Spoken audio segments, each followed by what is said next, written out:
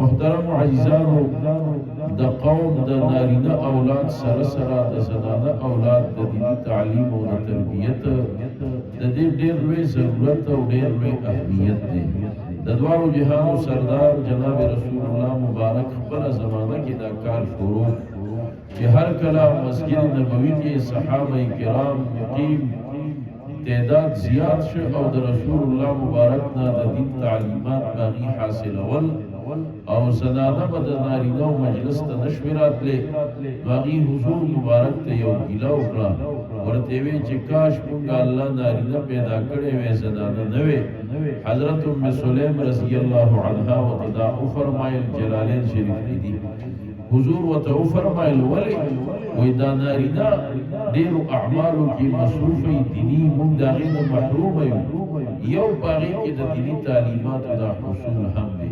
نبی علیہ السلام وته فرمایل دا ګیله بزستا سو ختم کړه نبی علیہ السلام نے یو صحابی کور هفته کې یو ورځ دوا دا بخالی کو هغه ته چې کوم دې نو زنانه د صحابه را جمع کړي او د دین تعلیم هغه کې رسول الله مبارک هغه ته ورکړي دا هغه تسلسل دی هغه سلسله ده چې الحمدلله تر دغه هدف پورې چې کوم نه را ورسېده لہذا اهمیت د هغه ډیر زیات دی لیکن دا علما ناستی چې د کم کار اهمیت ډیر زیاتی هغه کې د احتیاط هم ډیر لوی ضرورت لکه روزه روانه د رمضان شریف میاشت هغه کې د نیکو اعمال او فضایل ډیر زیات دي لیکن هغه کې به احتیاط هم ډیر زیات کې دا یو لس میاشت دی ستا داخلو جب به مهار لګي روزه کې بداسي نه کې یعنی حضور فرمایي چې ډېر روزه دی ورکی هغه ته د لوګي تندې د ملاویدو د علاوه بل څه ملول نو په دې وجه باندې حرمینو ته انسان لاړ شي د هغې فضایل ډېر زیات دي لیکن دلته د احتیاط هم ډېر لوی ضرورت دی د احتیاط په دې وجه باندې دا ډېر اهم کار دی لیکن د احتیاط په دې کې ډېر لوی ضرورت دی زمونږ بعضې عوام صادرونه هغه د اخلاص د وجې نه دې کې د هغې نه کمزورۍ کېږي لونه والي د بناتو مدرسه کې دیره کې دا علما ناست دي دا کار دا مناسب نه دی نن سبا محله په محله کل په کل باندې دا ضرورت پوره کېږي په دې فضلاباد کې بې شمېره الحمدلله د بناتو د تعلیم مدرسې شته نو بیا یو سړی به داسې ولیکئ چې ما لور کراچۍ کې دغه کې 400 کې داخله کړې ده او مردان کې مې داخله کړې ده او سخته پابندي ده میاشت پسې را پرېږدي دا خبرې بالکل مناسب نه دي دا ضرورت دلته ستا کلي کې پوره کېږي یو طرف ته که تبلیغ والا تبلیغ کې زنانه بوځي نو دا یو خبره ده چې ډېر لوی احتیاط هغې کوي هغې احتیاط ته زمونږ احتیاط بیا نه ور رسېږي نو په دې وجه باندې چې 8 بجې حاضري ده او 10 منټه کې یو جینۍ رسي چې 10 منټه کم پاته دا د کور نه وځي په 12 بجې چوټي ده چې 10 منټه د پاسه په 12 دا واپس په کور کې چې کوم نه حاضر نو لہذا محترم عزیزانو نبی علیہ الصلوۃ والسلام هغه دا کار شروع کړی دی او تر دغه حد پورې چې کوم دی را ورسېد نن سبا معاشره کې د زنانو د هغې د بې حیایو د لاسه ډېر لوی فساد چې کوم دی روان دی دغه فساد کنټرول کول دې دپاره دا خبره ضروري ده چې موږ د زنانو دیني تعلیم او تربیت وکړو او موږ په زنانو کې د دین ماهرانې او د دین پوهانې چې کوم دی سر پیدا کړو نبی کریم صلی الله علیه وسلم هغه چې کله دا حضرت عائشه بیبي دا را واده کړه دا د 9 کالو عمر کې بخاری شریف کې دي دا نبی علیه الصلاۃ والسلام ته را واده شوې ده او د دې رخصتي دا د 9 کاله عمر کې شوې بخاری شریف بار بار دا را نقل کړي دي او مستند او دارنګې صحیح مضبوط احادیثو نه دا خبره ثابته ده دلته یو سړی هغه دیر شد امت سره په دې انکار کو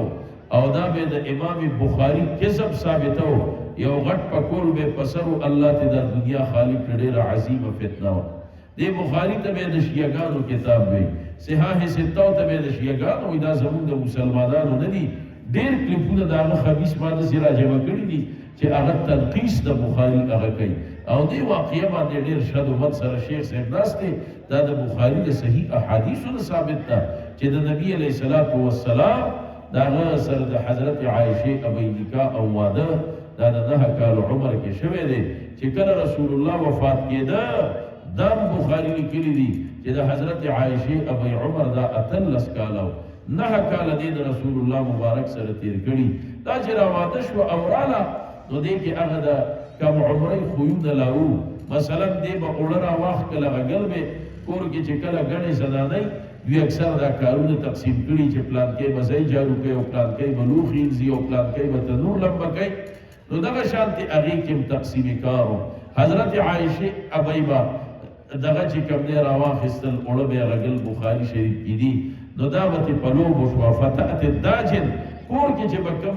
سروي ساتل شوی چیلې دا چرګ دا بل سیس دي ابرالل غیبتنا هغه چې کوم نه او خړل او دارنګي مشران سره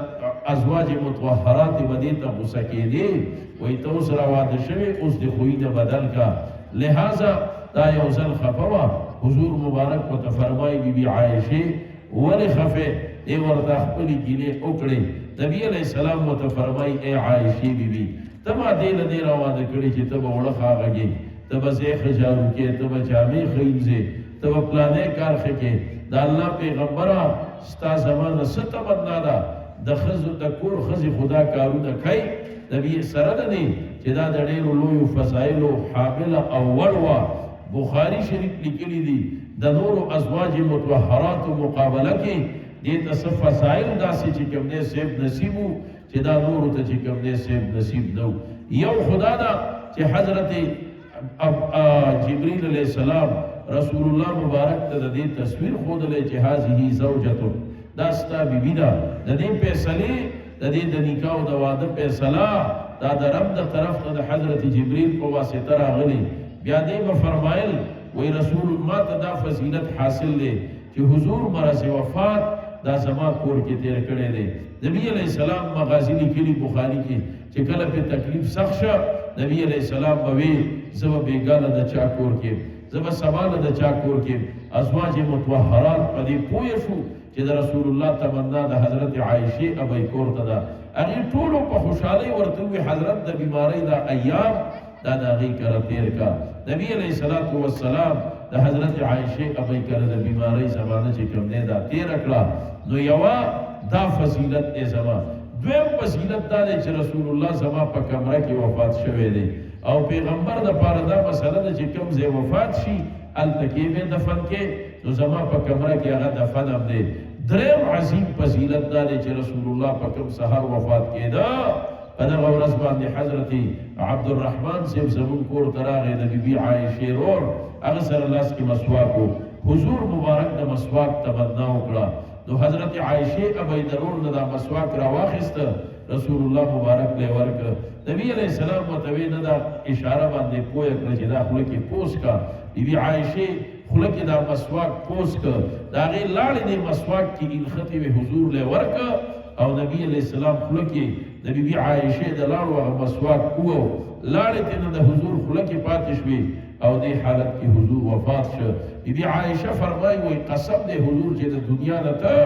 نو سبا لاړې په خپل کې د ځان سره یو رسې دا فضائل ما ته حاصل دي بیا چې حضور وفات کېده زما په بستر کې نو پروت سر په بالغ او په تکیا نو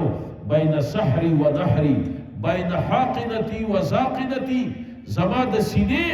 او زما د زنې ترمنځ د رسول الله سر پروتو زما غیب کې حضور وفات شوی دی دا فضائل ما ته حاصل دي لیکن د دې تمام فضائل باوجود رسول الله وت فرمایي اے عائشه زما ستانه یو تمنا ده لیکن شعارک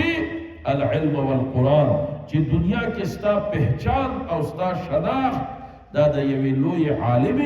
او د قرآن د یوې لوی ماهر په حیثیت باندې وشي دا تمنا ورته رسول الله بیان کړه دای په سره کولی کلا نه کاله کې د حضور دا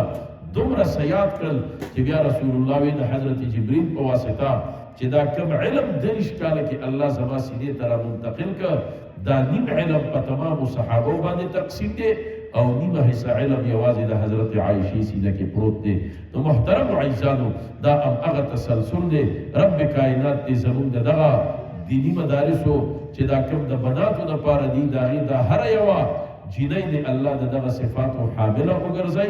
او دلته لوی علما دا تشریف فرما دي چونکې نن سبا د خپلو بچو دستاربندي ده شفیع الله مولوي صاحب ته دعوت ورکړی او زه هغې ته بیا هم معذرت کوم وسعت صرفي وکړه خپل ټایم یې ماله راکړه خو ما چې دي ما ته رنګ کړی حضرت جان ما ورته وایي زما د خپلو بچو دستاربندي ده مردان کې هغې تجوید نه فارغېږي نو زه دغې خبرو باندې اکتفا کوم اجازه طلبه او زه به هلته ورشم او دا مشران علما دلته تشریف فرما دي ای به انشاءالله د موقع مناسبت سره خبر کوم